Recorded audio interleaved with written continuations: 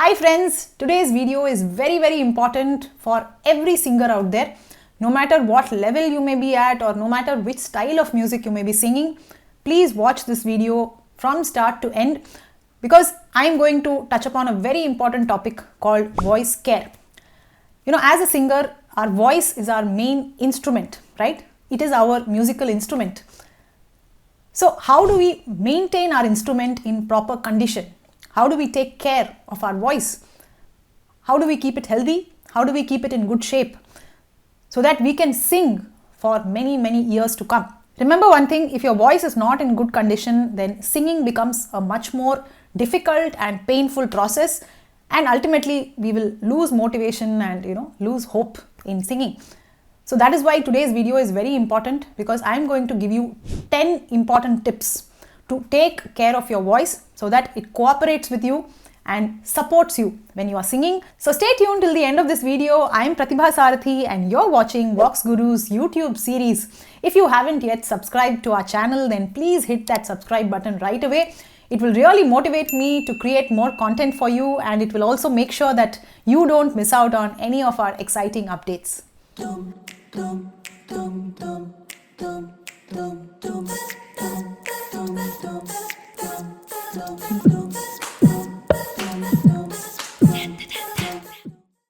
The first point I'm going to talk about is vocal range. How many of you know exactly what your vocal range is? What is the lowest note you can sing and what is the highest note you can sing comfortably? And how many of you have the habit of shifting the song into your range before singing? I see many singers who say that I will only sing in the original pitch. Somehow I want to reach those notes.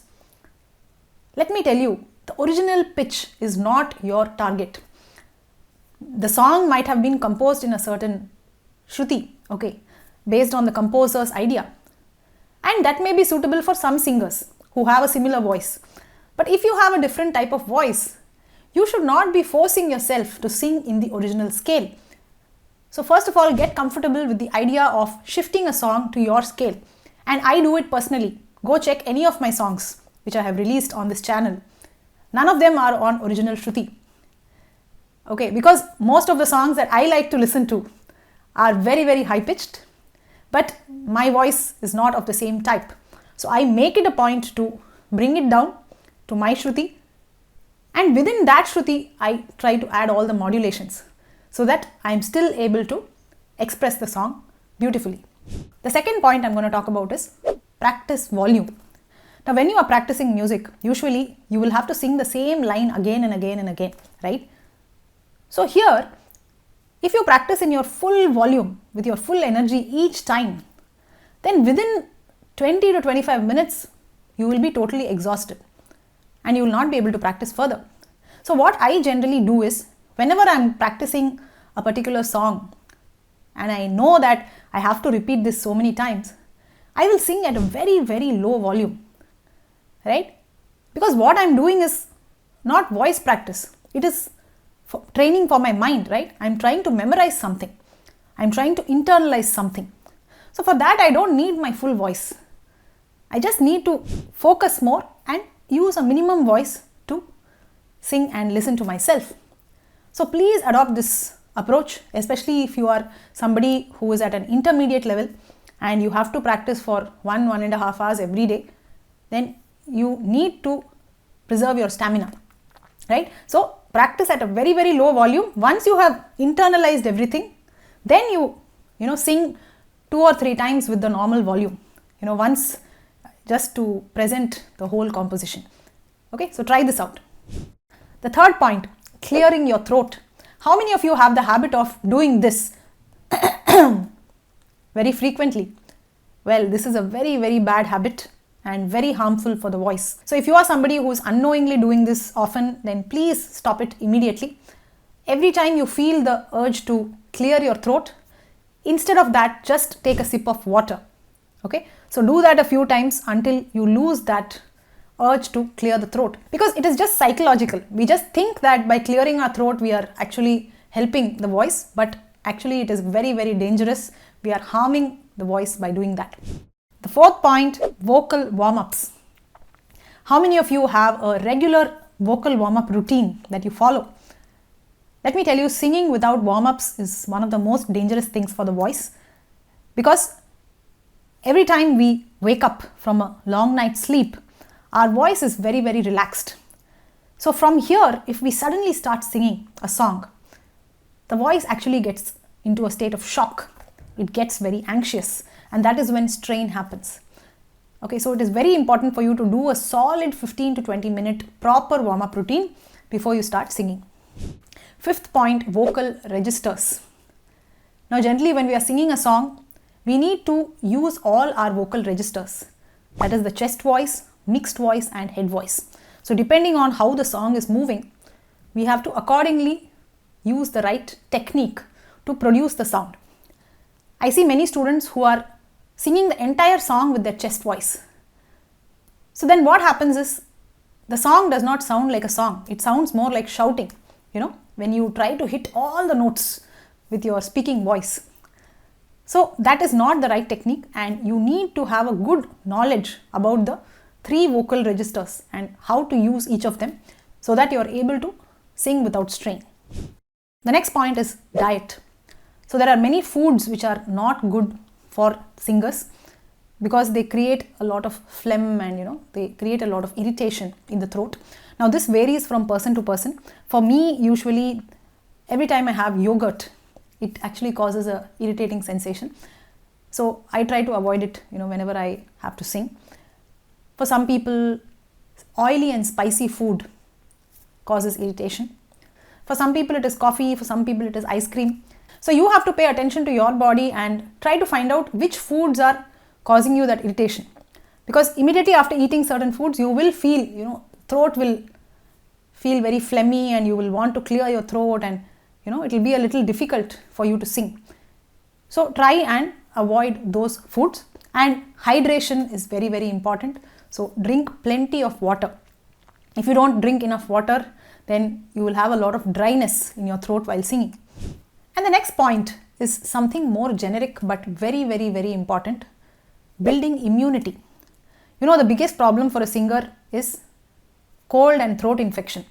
I see some singers who frequently keep getting cold and throat infection. And obviously once you get it, you cannot sing, right? Every teacher will tell you, give voice rest. Don't practice, until your throat infection has got cured. So that is quite frustrating for a singer, right? When you want to sing, you want to practice, but your throat is frequently falling sick. So there is no other solution here but to build immunity, and I also personally practice this. Okay, I focus a lot on my diet, my lifestyle, my exercise and my sleep. If all these 4 things are taken care of, you will automatically develop good immunity, and your chance of getting cold and throat infection will really, really go down. Next point is interesting: ear training. Now you may ask me, what is the connection between ear training and voice care? But there is a connection. If our ear is really sharp, then we have a lot of clarity on what we are singing. So our voice is actually very relaxed. There is no anxiety. But if we are not sure what notes we are singing, if we are doubtful, then the voice is also under a bit of stress because we are trying to guess and somehow manage the song. Just imagine, walking with your eyes closed without knowing what is around you. You will feel a little more tense, a little more stressed, right? The same thing happens with the voice. So the more your ear is sharp, the more you are aware of the notes that you're singing, the more you're aware of the technicalities. Your voice also is more at rest, it is more prepared. And then we come to the most important thing which I keep talking about, the non-singing voice. So how are you using your voice when you are not singing? That also makes a difference to your overall vocal health, right?